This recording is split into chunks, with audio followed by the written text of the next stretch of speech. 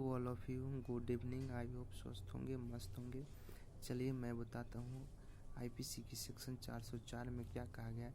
और किसी मृत व्यक्ति के समय मृत हो गया है, उस समय उसकी संपत्ति जो है उसके आप अगर बेईमानी से दुर्विनियोग कर रहे हैं तो आईपीसी की सेक्शन 404 के तहत आपकी 3 वर्ष की सज़ा हो जाएंगी और जुर्माने से भी दंडित किए जाएंगे।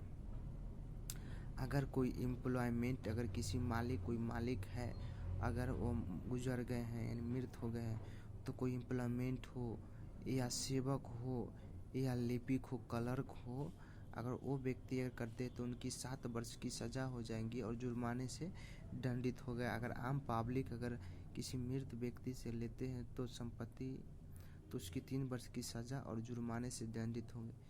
चलिए मैं तो बताता 404 में बताया आईपीसी की सेक्शन 404 में कहा गया ऐसी संपत्ति का बेईमानी से दुर्विनियोग जो मृत व्यक्ति की मृत्यु के समय उसके कब्जे में थी। यानी कहने का मतलब यह हुआ कि जो व्यक्ति जो मृत था उसके समय जब मृत हुआ तो उस समय उसकी कब्जे में थी, उस संपत्ति को आप बेईमानी से दुर्विनियोग कर रहे हैं तो आईपीसी की सेक्शन 404 लगेगी।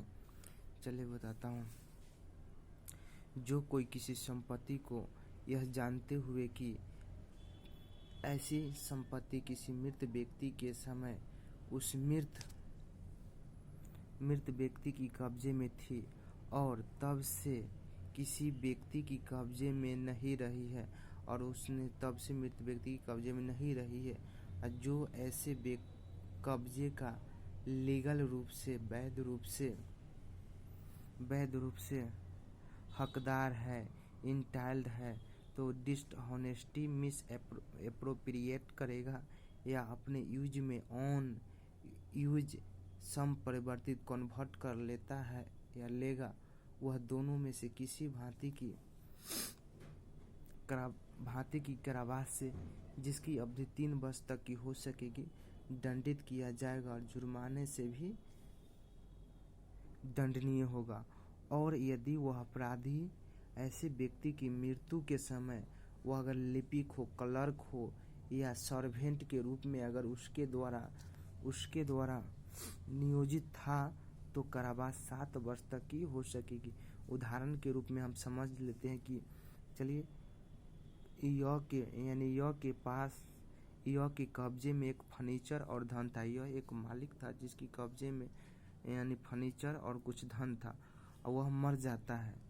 उसकी सेवक जो है उस धन के किसी ऐसे व्यक्ति के कब्जे में पोजीशन में आने से पूर्व पहले जो ऐसे कब्जे का हकदार है, इंटाइल्ड है, बेईमानी से डिसऑनेस्टी से उसका दुर्विनियोग कर लेता है तो कौन इस धारा में डिफाइंड अपराध किया है। चलिए यही है। जय हिंद, जय भारत।